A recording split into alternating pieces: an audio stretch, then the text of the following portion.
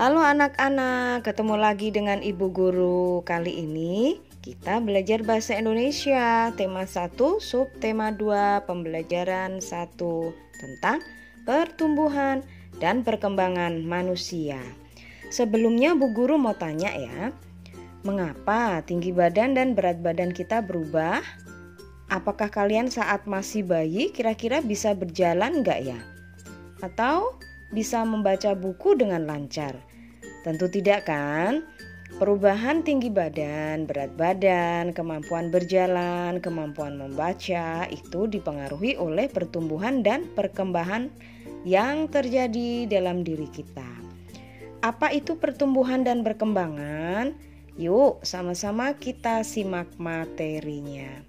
Yang pertama, pertumbuhan. Pertumbuhan manusia dipengaruhi oleh faktor makanan, kebiasaan, dan gen dari orang tua. Makanan yang sehat dan bergizi yang pertama, makanan pokok. Yang kedua, lauk pauk. Ketiga, sayur-sayuran. 4, buah-buahan. 5, susu. Yuk kita lihat yang pertama, makanan pokok. Makanan itu biasanya mengandung banyak karbohidrat. Contohnya nasi, roti, kentang, jagung, gandum, ubi, dan sagu. 2, lauk pauk. Biasanya banyak mengandung protein. Protein dibagi 2, yaitu hewani dan nabati. Protein hewani yaitu protein yang berasal dari hewan. Contohnya daging, telur, ikan. Kemudian protein nabati yaitu protein yang berasal dari tumbuhan. Contohnya tahu, tempe, dan lain-lain. 3, sayur mayur. Biasanya banyak mengandung vitamin. Contohnya wortel, bayam, buncis, dan lain-lain. Yang keempat, buah-buahan.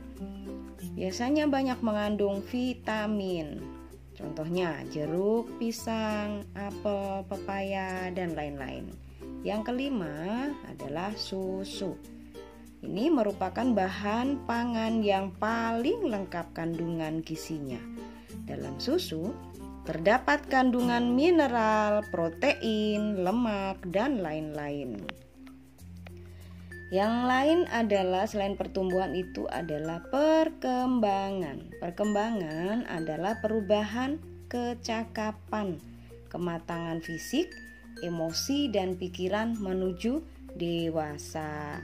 Contoh perkembangan, saat kamu masih bayi, kamu hanya digendong oleh orang tuamu.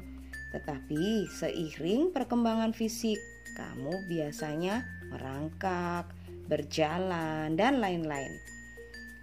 Fase pertumbuhan dan perkembangan manusia itu dari bayi, kemudian kanak-kanak atau balita, kemudian anak-anak, dan setelah itu remaja, kemudian dewasa, dan lansia atau manula.